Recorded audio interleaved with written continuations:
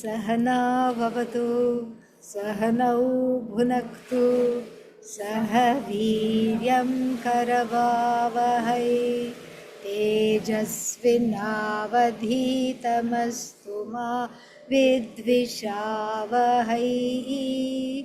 ॐ शान्ति शान्ति शान्तिः. So we are gathered here not by design to record the summary of the 6th chapter of the Bhagavad Gita. Why the 6th chapter when there are 5 chapters in waiting? These are all questions to be answered. In Rishikesh, we had a big group of Brazilian students from Brazil. And they were given to me to teach and to babysit, although they are adults, but anyhow, spiritually, to take them along and to teach the 6th chapter Bhagavad Gita along with Adi Shankara's commentary. Now, since that was also online, a group of students in the United States also started to take these classes. Then they suddenly stopped because the Brazilians went back, and so they suddenly stopped, woke up from Yoga Nidra. Yeah, didn't go. Yeah, okay. So, yeah, come closer because of the waves. So the Brazilians went back and we were stuck at 14th verse of chapter 6, and the people who had been taking it online every day felt somehow left adrift, cheated out of the message of the 6th chapter. And so I got a petition, a request to please give the summary so they know what happens and they know how it is, so they feel like they have a sense of having graduated from the 6th chapter. So that is why we are here. And I thought of doing it in the room, but then this is much more fun. And by the way, those who are looking at it, this is not one of those artificial backgrounds. I can actually touch this. I can touch the tree. I can touch the yantra.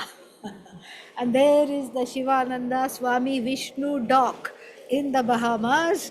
And here are a group of wonderful, lovely people caught and brought here by force, even though they are polite enough not to show it.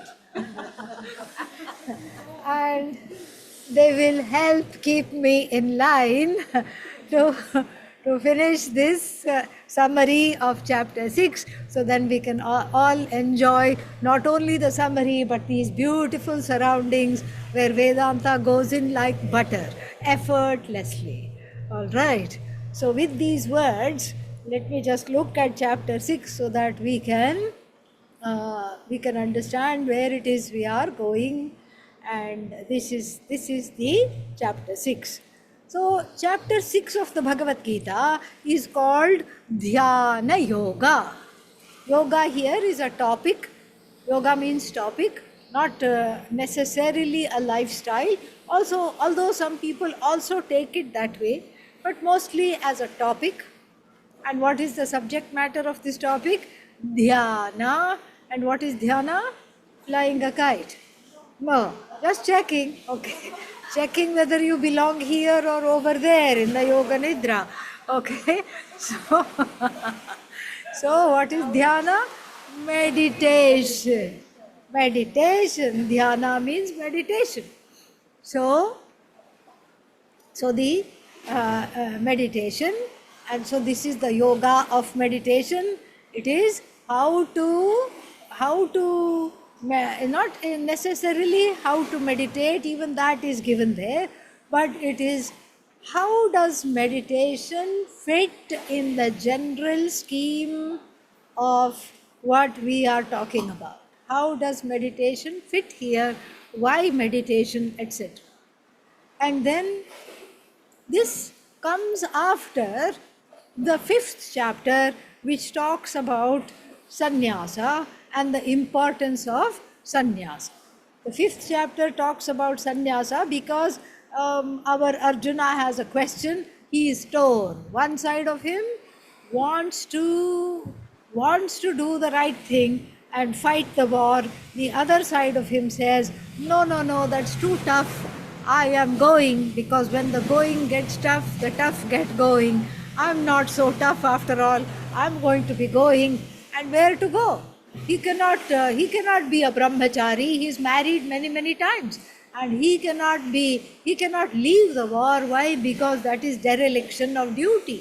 It is something that attracts a charge of being court-martialed, So he cannot leave, and he cannot just go back to studies. So the only other thing he can do is to take sannyasa. So in his heart, knowledge and sannyasa are one, and karma and fight are another. And he doesn't want to be a karma yogi. He wants to just go zzz, zoom, and then be there. Become a sannyasi, and then everybody will say, oh, namaste, namaste. Would you like a popsicle? Everybody asks. What a wonderful life. What is there not to like about the sannyasa life? And so Arjuna is seeing the glory of it, and he thinks it's much better to sit quietly and not bother anybody rather than fight this war. So the 5th chapter is all about what a sannyasi is like, what is the role of sannyasa, what is the role of jnana, etc., knowledge.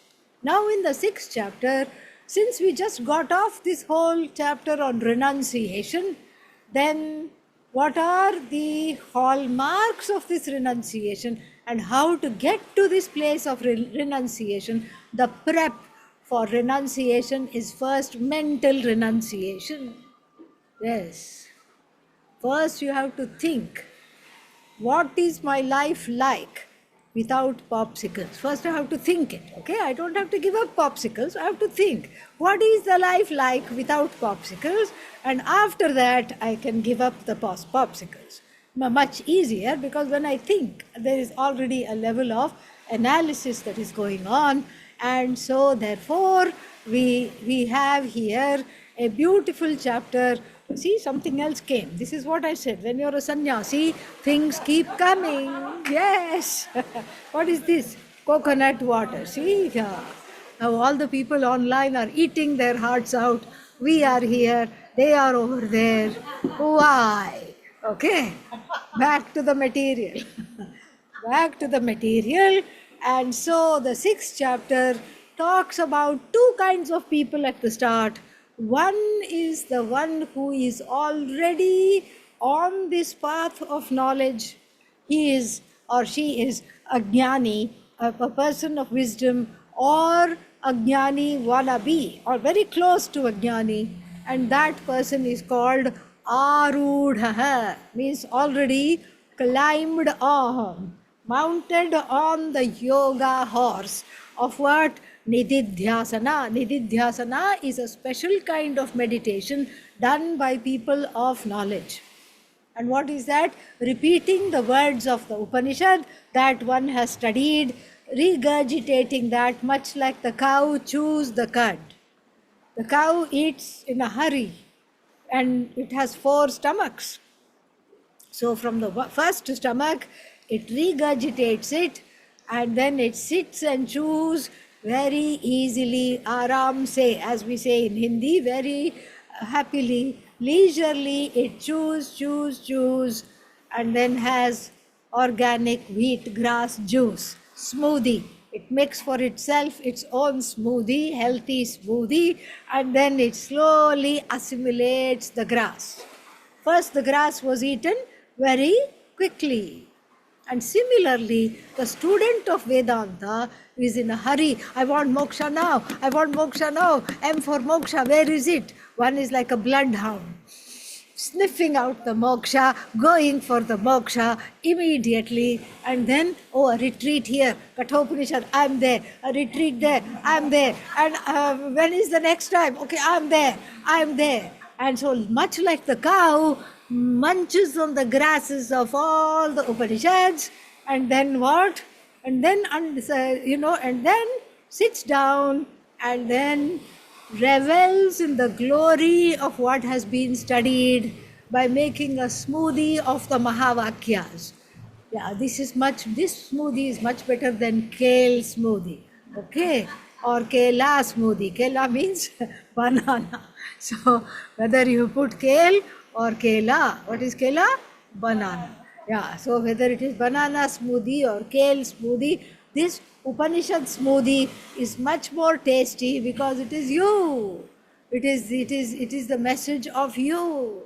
So words like Tattvamasi, Aham Brahmasmi, these are the ones kept on revolving in the mind, because when that is done, the assimilation into the knowledge is deeper. This does not, mind you, produce the knowledge. It just removes wrong orientations about the knowledge it removes. Before I thought I was an idiot. And even after Vedanta, I sometimes think I'm an idiot. And so, but I know I'm Brahman. Still the feeling of being a jaded, faded jiva has not gone. And so therefore, this particular kind of meditation prescribed for the people who have studied Vedanta is called Nididhyasana, and the people who have studied Vedanta are called Yoga Rudha, meaning they are already there. And then the second kind of people are called Arurukshuhu. Arurukshu means the people desirous of becoming wise, the people desirous of being where the Yoga Rudhas already are. For them, a different kind of meditation is prescribed. Now, Lord Krishna is not very orderly in this chapter, and it is difficult to discern which is for who. Where is the advanced meditations placed? Although it is clear, but it's not in order. It's not like first we will deal with the beginners and then we will go to the advanced meditators. No, it's all in between, and you just have to extrapolate what you can and what is relevant to you. So then these are the two types of people, and then it says that, so it says right from the beginning, what does it say? It says that there are two kinds of, what is that? Two kinds of yatna. What is yatna? Efforts. Two kinds of effort. One is the effort, the effortless effort, mind you, of people who already know, and they are just living in the knowledge. And then the second one is the effort of the people who want to be more and more in this knowledge. So then the trying to direct Arjuna back to Karma Yoga, because that's what he has to do. He has to fight this war, he has to be a Karma Yogi. So the Lord says that Sannyasa and Karma Yoga are really one and the same. It's all in the mind.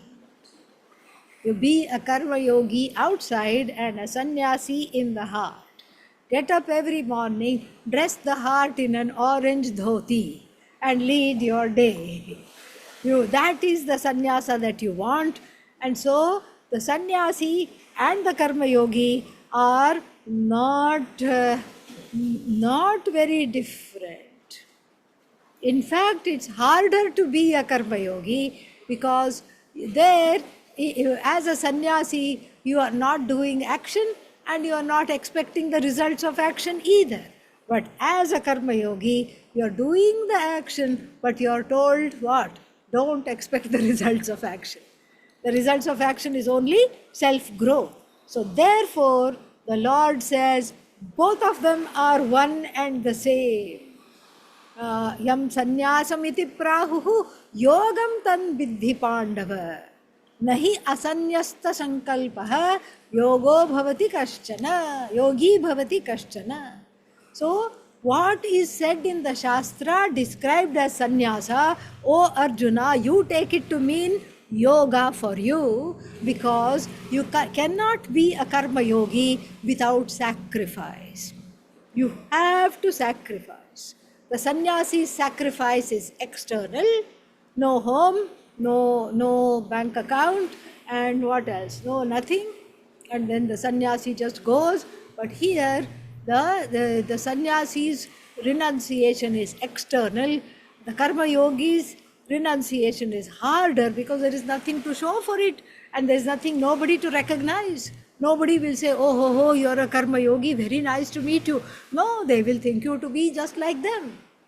And that is the whole idea, is while living and being in the world, you are not of it. You are away from it. And so, the karma yogi is equal to sannyasi. The first two lines are meant to placate Arjuna, who has got 1 foot into Rishikesh. Okay, he is 1 foot there, he is wanting to go. And so they're from Kurukshetra, which is near New Delhi. And then, so then for these two types of people, the sannyasi who is ahead on the path and the karma yogi who is following on this path, two kinds of lifestyles are given. One is what? Karma yoga, and the other one is a kind of a meditation of abiding, this special meditation called nididhyasana, of abiding in this knowledge. So you can see that compared to the other 5 chapters, this chapter has taken a U-turn to one's heart. In other words, it is emphasizing what is called antarmukha sadhana. Antarmukha, inward facing sadhana.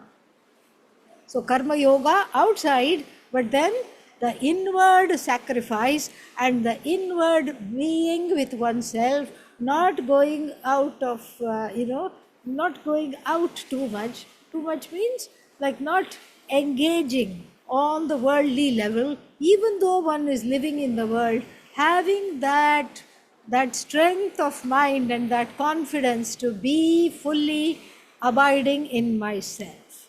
You can see how it is. Like, when one is happy being in a group of people, our own energy goes out and meets and greets the people. Nothing wrong.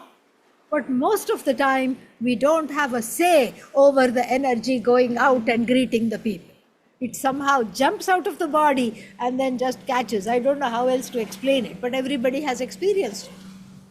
But then, when you are deep within yourself, you need not even make the effort for this energy to go out and greet the people, because it is already there. Why? Because there is no difference between yourself and another. So when you meet somebody, it's an extension of you. Yeah. So when you greet somebody, it is like greeting yourself.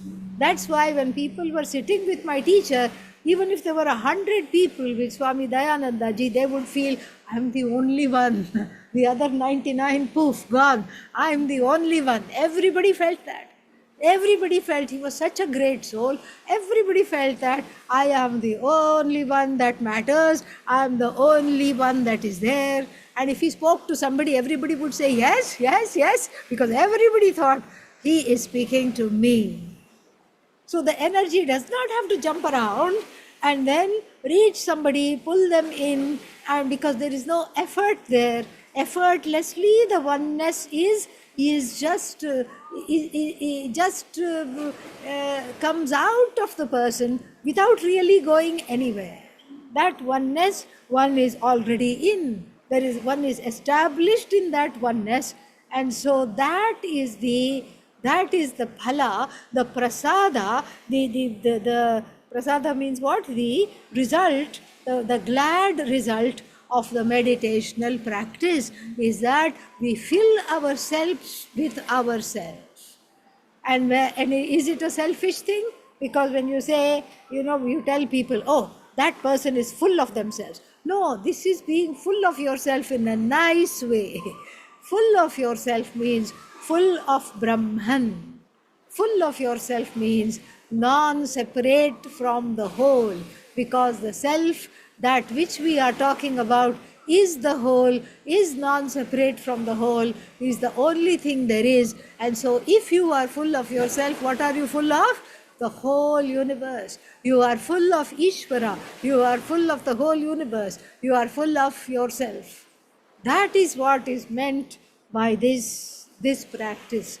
This practice of meditation is to pull all the energies that go through the ears. Oh, what's that sound? Who is talking? Oh, are they talking about me? That is the invariable next question. Oh no, they must be talking something bad about me, because I know they gave me a dirty look when I went there. You see where we have gone? We have run away with ourselves. And none of this is this objective or subjective. It is totally solipsistically subjective. Totally subjective. Just run away with ourselves, and there is no proof of any of that or any of this. Same thing, you see something and then you see somebody, you wave. Oh, there goes my friend. And they did not wave back. Oh no, this is not right. How? I knew there was something happening. And it must be the third person's fault, because they have taken them away from me. They must have said bad things about me. Like this, the mind goes into overdrive. And the explanation is very, very simple. Yeah, Pujya Swamiji once saved a marriage, because this woman said, I waved to him and he did not wave back. She saw him somewhere, they both went to work, and then he was out to lunch with his friends or something. She saw him and she waved. He did not wave back. And they had almost separated. They said, one last try, let us go find a Swami and see if this will work. So somehow they came to our ashram and sat in front of Swami Dayananda ji like Navagrahas, the 9 planets who don't face each other, back to back. Like, I'm not talking to you, I'm just here because somebody asked me to come. And she was also, I'm not talking to you either. Yeah, this is how they came. And then they complained. They said, didn't wave back. I waved. She said, I waved, but he just went like this and then went. Did not wave back at all. And then, long story short, he had forgotten his contacts. He was not wearing his glasses and he did not see her. That's why he did not wave.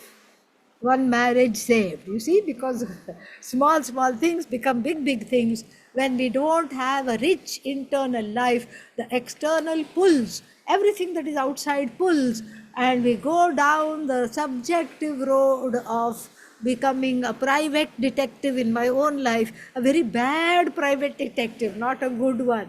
Yes, a terrible Sherlock Holmes, where I don't even know how to put the facts together and come to the right conclusion, and therefore what do? Keep coming to the wrong conclusion all the time. And then the heart is sad, the heart is not glad, the heart is in pain. This one doesn't like me, that one has a problem with me, I have a problem with the third one. The Jagat is terrible. Look at all the accidents, look at all the things, and then everything we say, the Jagat is terrible, the government is terrible. Everybody in every government says, our government is terrible. I don't know of any people in any country who say, oh, we love our government. Nobody loves. Even if they have voted for them, they will not love. And then they will say, the society is terrible. What is happening to the world?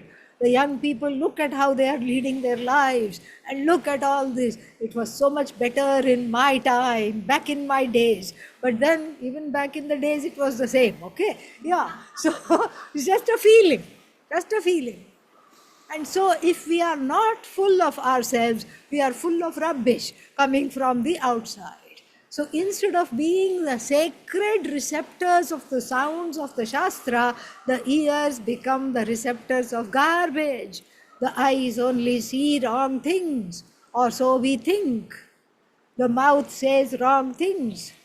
And so the sense organs which are supposed to bring in this sacred Jagat into this world for us to enjoy and for us to experience become the receptors of all kinds of rubbish. And we become our own enemy, as it's going to be said. Therefore, the practice of meditation is anivarya, compulsory. You cannot not have this practice of meditation because of the fact that there is no other or better soap for the mind. We have many soaps for the body. We have so many things, Dove and Lux, and so many brands are there. Shower gel is there. Yes. If these soaps don't gel with you, there is shower gel. That's why it's called gel. And then, so all these things are there. But what are you going to do with mind? There is a endless pile up of wrong thoughts of the external world sitting there, becoming like stagnant, stinky water. You have to clear that. We have to clear that. And that is why the meditation is important. And then if you tell somebody to meditate, they are going to say, yes, Indian style, like this, they will nod. And then what will they do? Not meditate. Yeah, because it's not easy to do. Sit with yourself means what? All that stagnant water will start to bubble up. It will come up. It even happened to the Buddha. Yeah, what to talk of us? It even happened to the Buddha. He had to create a demoness called Mara. Yeah, then, and all these thoughts, he understood that they were his own thoughts, but he objectified and externalized them and called it Mara. And so, therefore, it is not easy to be with oneself. It is easy to do karma yoga out in the world, but very difficult to do some kind of an internal sadhana. This sadhana is not very easy, not very possible, and then one cannot meditate, and therefore what? One keeps falling in this vat of wrong thoughts, wrong feelings, wrong associations, and therefore the verses, which ones? 5 and 6 says the following: Uddhared atmana atmanam na atmanam avasadayet atmaiva hi atmano bandhuhu atmaiva hi ripuhu atmanaha. And then if you read the translation, you don't understand anything. Lift the self up by the self. The self is the friend to the self. And if you don't know that, the self is inimical to the self. What? Yeah. So we have to understand it contextually, and the context is everything in the Shastra, in the Bhagavad Gita also. And what is the context here? The context is of a person wanting to meditate, wanting to go inward, but not being able to go inward, and therefore getting into a certain depression. Because all the outside world has come and is clamoring inside, I don't know what to do, and I can't get out of here. With such a mind, even if you come to the Bahamas, you will continue to be sad, definitely. Because wherever you go, there you are. You did not leave the mind at home. It would be so nice to leave the mind at home and have someone water it every day like a plant. But we can't do that.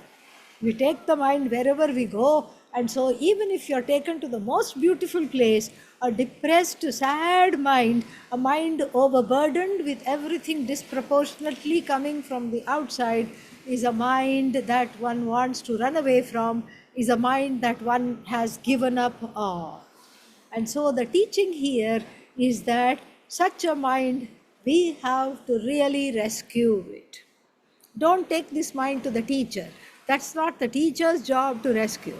What should the teacher do? Teach. That's all. The teacher is not going to babysit the mind.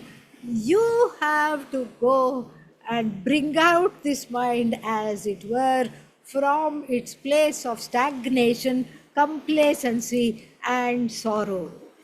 Sorrow, fear, stagnation, complacency. You have to extricate the mind. You have to bring it out. And so therefore it says, Uddharet, Urdhvam Haret. Bring out this mind, bring out yourself from these doldrums. Talk to yourself and say, is this how you want to be in this life? Where you aren't even able to smile at a young child, where you are so disenchanted that you are not able to look at a flower and be in awe, that you are not able to look at the miracle that is happening every day, every hour of every day. Is this how you want to lead your life? You have to ask yourself and help yourself to those practices which bring out the mind from this stagnation, from this area of just getting, totally sick of itself. And that's when you rescue this mind through yoga, through therapy, through journaling, through any kind of practices that bring out the self-love. And when you do that, it says, please don't be hard on yourself. Because the idea is, I'm such an idiot. Why couldn't I do this earlier?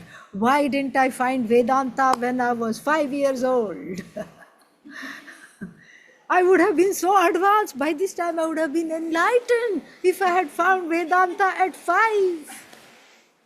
Bhaja Govindam addresses this issue. Bhaja Govindam says, well, why didn't you study Vedanta at 5? Balastavat krida saktah.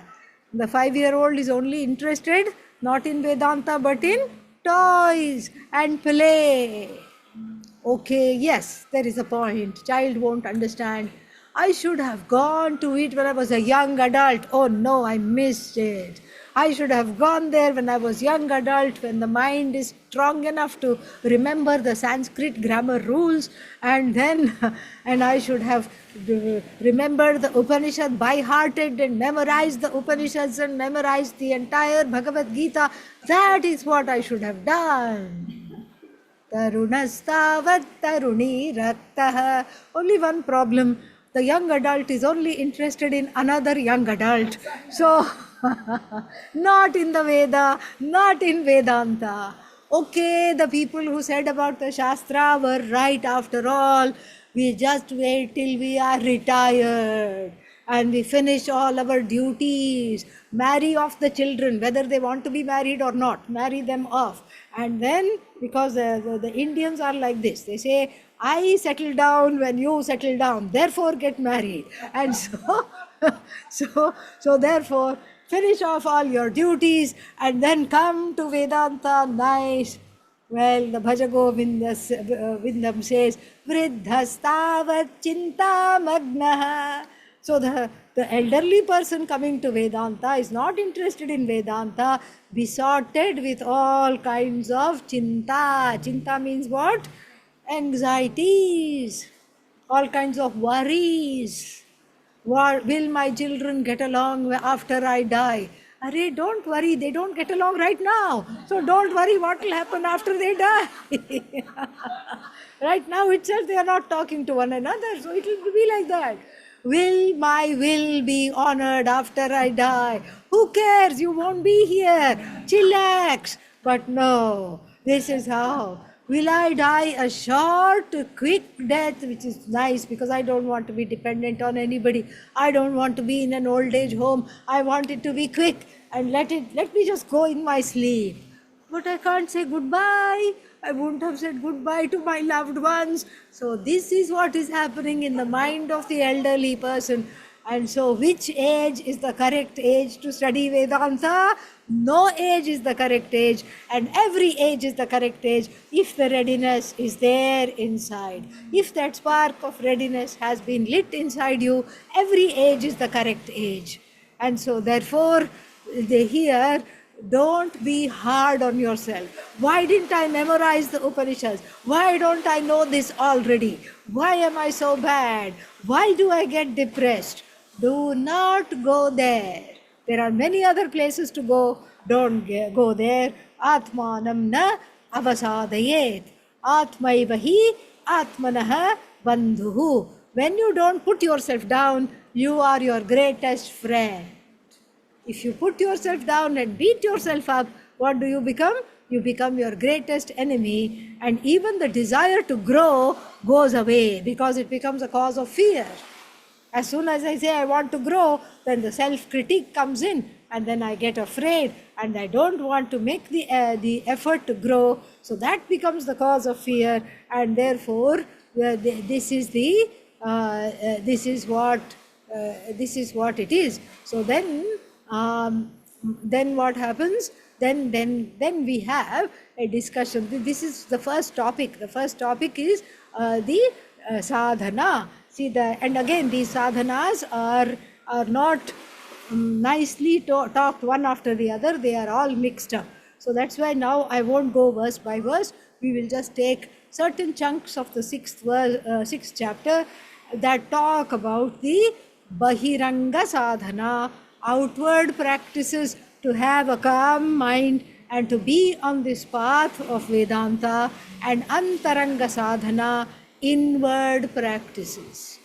First, let us take the inward practices. What are the inward practices? The inward practices are how to sit, where to sit. Don't sit on a very high place, like, oh, don't sit over here and meditate. What will happen if you sit here and meditate? Yeah, you will have, whether you topple over or not, the fear of toppling over into the water is there. Likewise, don't meditate while walking to the end of the dock. There is no block also there. There is no compound there. Yeah, you can just walk off into the water. So, don't sit on a very high place. Don't sit in a pit. Yes. If you sit in a pit, what will happen? Yeah, you will feel like the pits. This is what you will feel. You will feel like, oh, I'm sitting to meditate, I'm doing a nice thing. Why do I feel terrible? That's why you are in the pits. Why? Because that will have creepy crawlies, all kinds of, what are they called? Crabs and these scorpions and cockroaches. Bugs will be there. Don't go where bugs are, because they will bug you. And then what else? Don't go to a high place and sit like on here. I'll stand on one leg and meditate. You will not be able to go deep in. Why? Because there is a distraction. Oh my God, I'm going to fall. And so then it should be a clean place, and it should not be the center of a mall. Yeah. So sometimes they have a yoga room in the airport, they have a meditation room in the mall. Some malls have this, believe it or not. But if you go sit there, what will happen? You will be keeping on thinking of the shops outside. Oh, I think I need this for the house. I think I should go there. Oh, is that a friend? One eye is meditating, the other eye is open. Is that a friend that I see? So, like this, one is definitely going to be distracted. So don't do that. So go to Vijana Pradesha. Vijana Pradesha means where not many people are there. Like right here. See, it's just us. It's just us and the water and a few occasional cruise ships. They can't help themselves. So anyway, so that's all we have here. And it is so beautiful.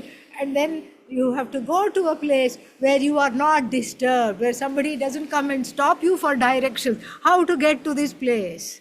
How to go to the boutique? Please tell me. Nobody should be asking you that. So that you are not disturbed. And then what to do is also given. Very, very beautiful. What to do means what?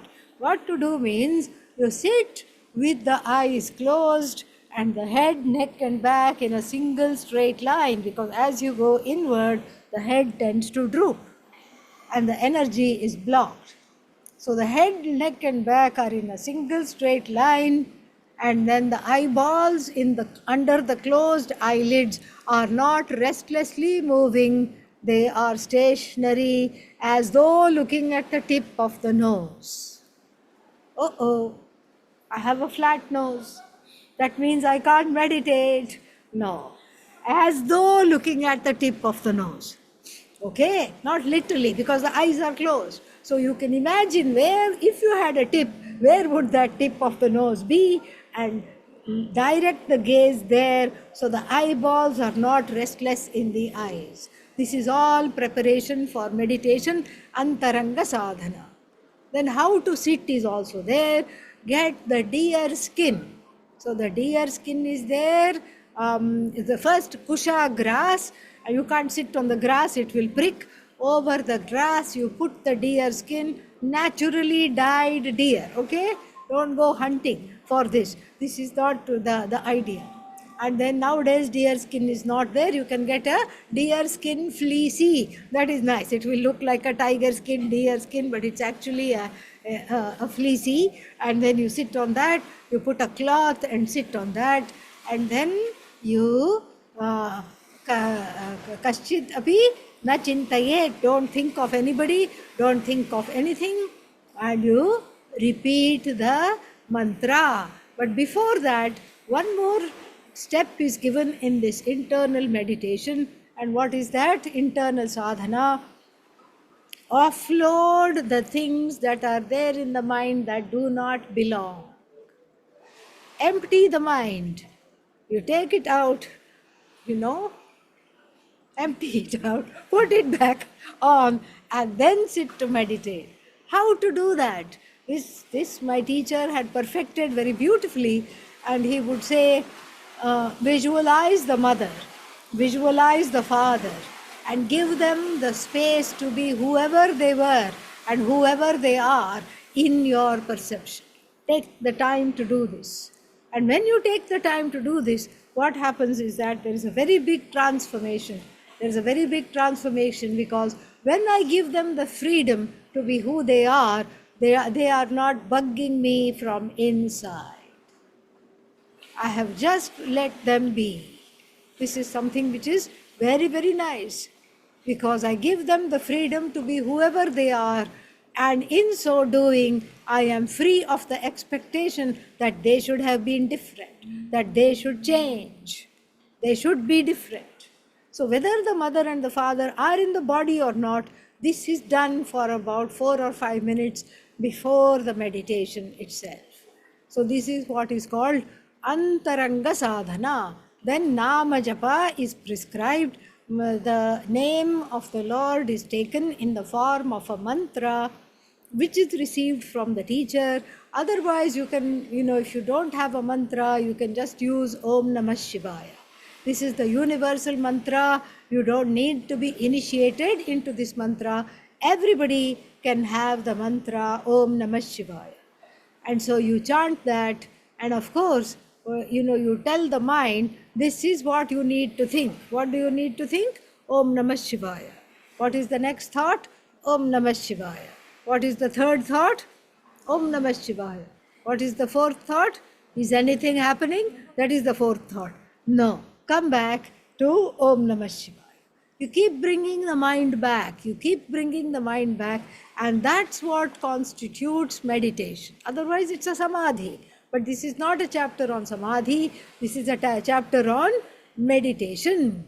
And then, so then what happens is that he talks about the corresponding. So first we'll talk about bahiranga sadhanas, the corresponding outward practices. And what are the corresponding outward practices? That is talked about in the middle of the chapter, 16, 17, 18th verses. And what do they say? Make your life an example in moderation.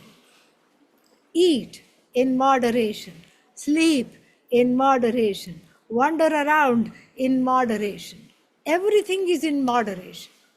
And in fact, the chapter is so sweet that it tells us even how much to eat. Yes, according to, and Adi Shankara gives a long commentary on how much to eat. According to Ayurveda, you fill half the stomach with food. But I don't know what is half the stomach. All right, sit and eat one full stomach. All right, one whole loaf of bread and a few other things you eat. Then you can't even get up, you know that is the full stomach. Next day, eat half of that. That is half stomach. And then quarter stomach is left for water. And the other quarter, I know, it's dessert. Yes. Chocolate cake, smoothie. No. The other quarter is to be kept empty because the stomach is like a washing machine. It needs to agitate. If you stuff the clothes in the washing machine, will it run? No.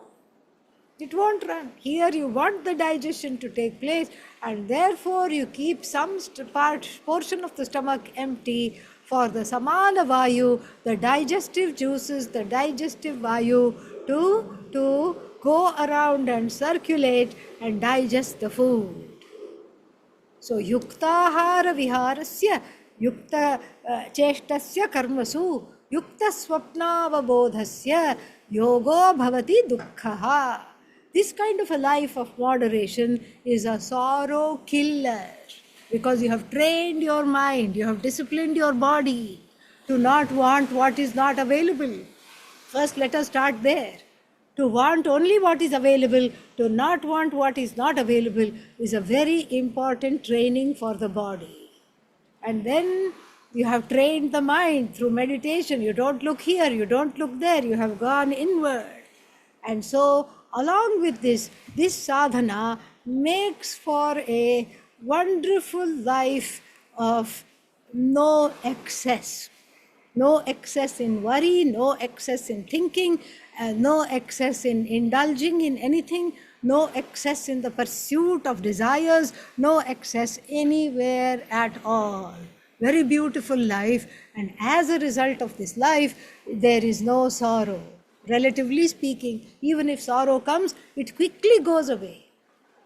You don't become allergic to sorrow, sorrow becomes allergic to you. If sorrow comes to you, it quickly has to swallow an antihistamine because it is allergic to you. It starts getting a rash, it goes far away. This is the yoga of dhyana. Dhyana yoga, the one who is following a life of karma yoga plus meditation has a mind that is cheerful, smiling, laughing all the time. And then, so this is the Bahiranga Sadhana. And the 19th verse concludes here this particular outward practice by saying that yatha deepah nivatastha na ingate sopama smrita. So, just like the lamp in a windless place, not here. Here, if you light a lamp, it's gone. There is a lot of breeze. But in a windless place, if you have a lamp, it won't even flicker. Steady flame. And that kind of a yogi we become. You become that kind of a yogi following these practices like a flickerless flame, a steady flame that other people can rely on to show the path. You light the path not only for yourself, but for everybody else. You are not a flickering flame carried away by the winds of desire, carried away by the winds of anger, carried away by the winds of pressure and urgency, the pressure to fulfill something. No, you are like a windless flame that lights your own path to moksha and the path of other people who might be inspired by you. And then after that, then the next topic. What is the next topic? And where is it? First of all, yes. Yeah. So then, then the next topic is starting with. We already saw this dhyana phala, the results of meditation. We already saw two. I'm summarizing them. One is meditation is the sorrow killer, and then the meditation, what does the meditation do? The meditation gives you constancy in your life and in your practice. This is the ever-abiding peaceful mind, a mind that never loses its sight of its nature, a mind that never swerves from the truth of itself. So these are all over the place. Verses 20, 21, 27, 28, 22 also. 22 also, let me just check up. Yes, 22 also. So, so all these, so this infinite Ananda, which is oneself, is not lost anymore under the veil, I am sorrowful, under the false notion, I am an idiot. It is not there. So one is so close to Jivan Mukti, free while being alive. There is no way you can't gain this. There is no way you can't gain this knowledge if you are also studying Vedanta. And then what is the other phala? The other phala is this. The other result of meditation is Sarvatma Bhava. What is Sarvatma Bhava? Seeing myself in the other and seeing others in myself. This is how we started this class. That is how we are coming to close to finishing it. Except there are two more topics, so hang in there. So we finished that as well. So there is no difference between me and the other. So I stopped needing the feeling I have to guard myself and my surroundings. Ooh, here comes somebody, they must be wanting something which belongs to me. Oh, there comes somebody, they want to take that away. No such thing. I am just here and everything is mine, everything is me, so nobody is away from me. Like this, it is there, and in this knowledge, I am established. This is so one becomes basically a saint. The more one becomes a karma yogi, the more one abides in karma yoga and in meditation, one becomes a saint. And then the chapter should have really ended here, according to me. Okay, but it doesn't. Why? Arjuna asks a question. Whenever Arjuna asks a question, the chapter grows longer and longer and longer because Lord Krishna answers the question. But really, the whole discussion on dhyana, phala, everything is complete. But Arjuna very hesitatingly raises his hand in the 12 o'clock session and says, but. Yam yoga, this yoga, yam yogam tvaya uktam, tvaya proktam, this yoga that is taught by you, samyena madhusudana, this yoga of equanimity, the yoga of being unshakable within, all this, it means conquering the mind. Right? This mind is not mine. This mind has a mind of its own. I can't conquer the mind. Conquering the mind, if you ask me to conquer the mind, and if you ask me to bring you a fistful of air, I would rather try to do the latter. That seems more easier than conquering the mind. My mind is all over the place. I cannot meditate. Yes. So, this is what Arjuna says. And we love Arjuna because that is what we all secretly want to say. But we want to pretend we are in the Om Shanti mode. But here Arjuna we love because he's very frank, he's very innocent, and he asks every single question under the universe, and he says, I can't meditate, I can't hold the mind. You're saying you conquer the mind? I can't conquer the mind. You ask me to fight and conquer some soldiers? Sure. Conquer the country? Yes. I can't conquer the mind. I can't do that. And the Lord placates him and says, yes. Chanchalam, first he says, Chanchalam hi manah Krishna, pramadhi, balavad, dridam. You don't know what my mind is like that. It is stubborn, dridam, pramadhi. It keeps making the same mistake again and again. I tell it, say Om Namah Shivaya, and it is thinking of what to have, what will be there for supper. That is what it is thinking. What should I do? How should I train this mind? And Lord Krishna gives a beautiful teaching here. He says, yes, asamshayam mahabaho. He trolls him a bit. He says, you mighty armed one who can't even control the mind. With your arms, you are shooting off arrows here and there, and your mind is a mess. And you, mighty armed one, the mind is indeed durnigraham and chalam. Chalam means all over the place. Durnigraham, difficult to conquer. But let me give you 2 tips. What are the 2 tips? The 2 tips is abhyasa. Abhyasa means repetition, practice. Om Namah Shivaya, Om Namah Shivaya. No, I can't meditate. Get up and go. No. Sit back down. Practice. Start small.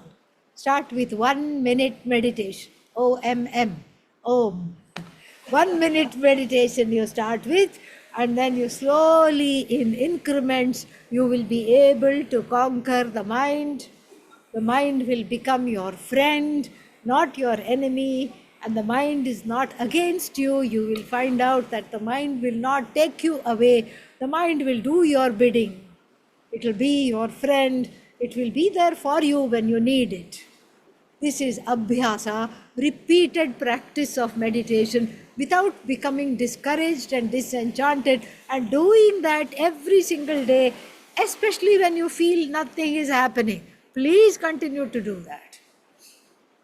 Then the second one is the second upaya. The second upaya means what?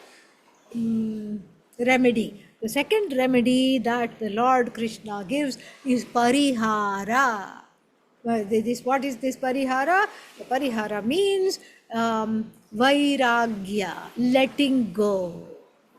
The thought comes, don't attach to the thought. Let it go. I wonder what's happening over there. Yes, it's a thought, it's observed, it's acknowledged. Let it go, don't obsess. And this is a very good teaching, to let it go, let it go. We don't know how to let things go. And that's why the story of the 2 monks, you might have heard a common story of one of them carrying a lady across the river. Yeah, you've heard that. And then the other monk saying, how could you carry a woman? What's wrong with you? And then 45 minutes later, the first monk who has been silent says, what? I left her on the bank 45 minutes ago. You are still carrying her. This is what it is. You are still carrying her. She needed help. I just lifted her, put her there, and you are carrying her in your head. And so this is how we lead the life. We carry things in the head. You drop it, drop it, drop it, drop it. And then when you drop it, you need a new preoccupation. Om Namah Shivaya. When in doubt, Om Namah Shivaya it out. Okay, this is what we have to do. There is nothing there. So that is the next topic. What is the obstacle in meditation, and how to remove this meditation? And then, then the last topic is that of next birth. Why? Because Arjuna feels still disenchanted and hopeless, and he says, I don't think I'm going to make it. I'm not going to make it. Somebody else will get moksha. Somebody else will get freedom. Me, not so much. And then he goes to him and asks a question, one more question. 6th chapter has got many questions. Second 2 questions. This is the last question in the 6th chapter. And then what is the question? The question is the question comes in which part? 35, 36.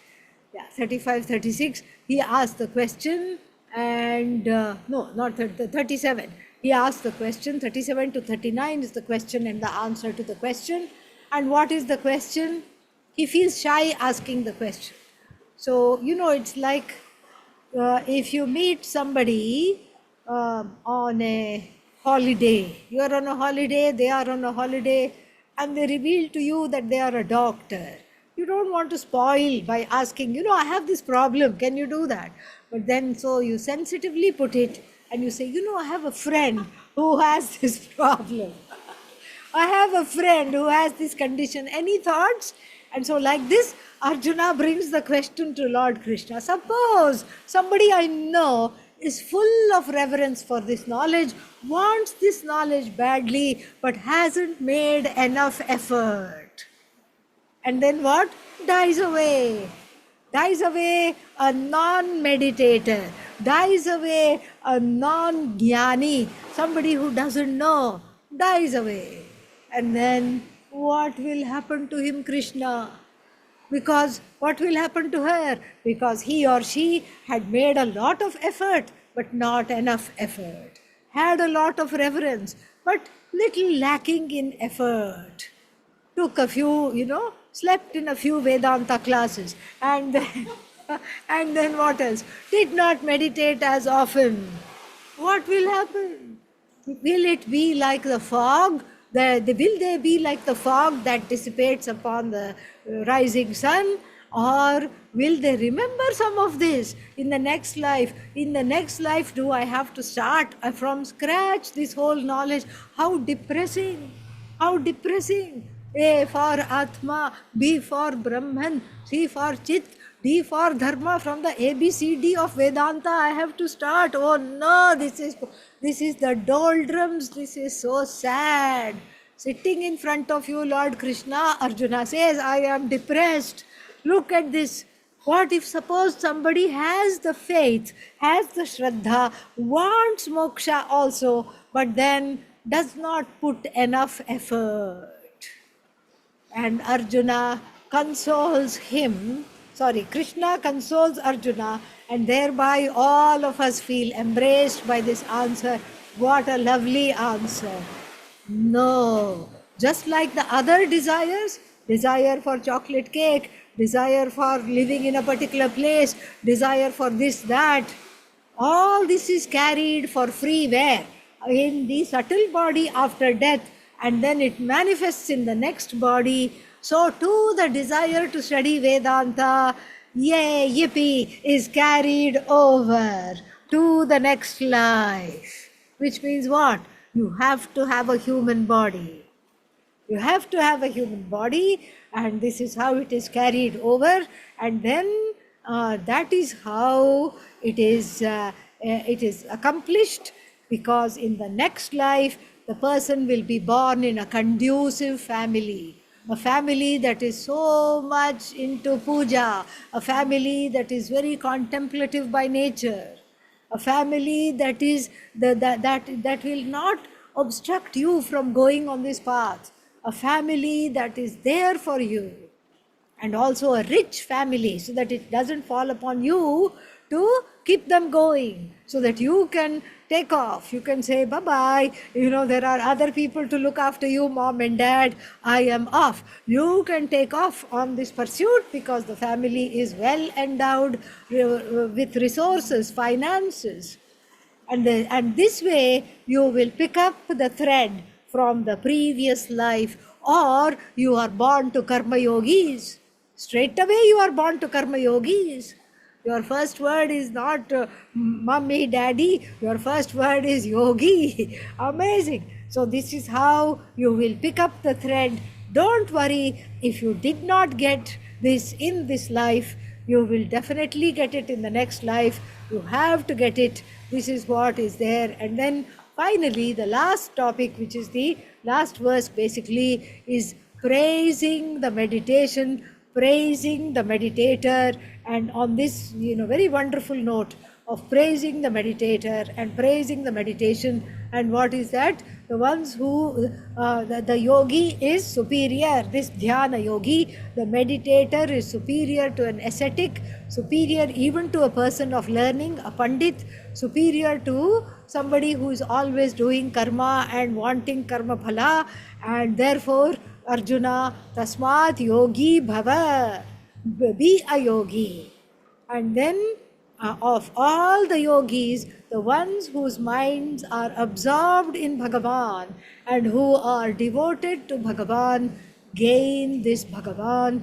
This is what is said, and with that the 6th chapter comes to a wonderful close.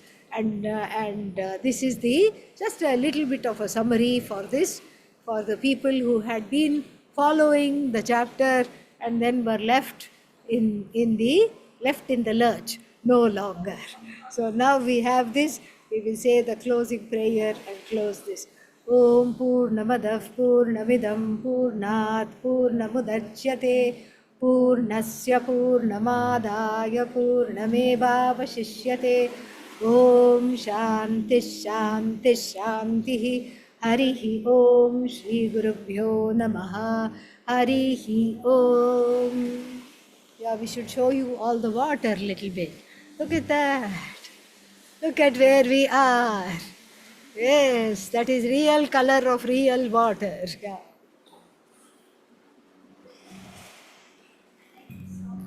Thank you for coming. See, all of the, I was more and more inspired because all of you were sitting in front of me. Yes, much more fun. That's what I said. Let me come here. And then we have coconut water. Yeah.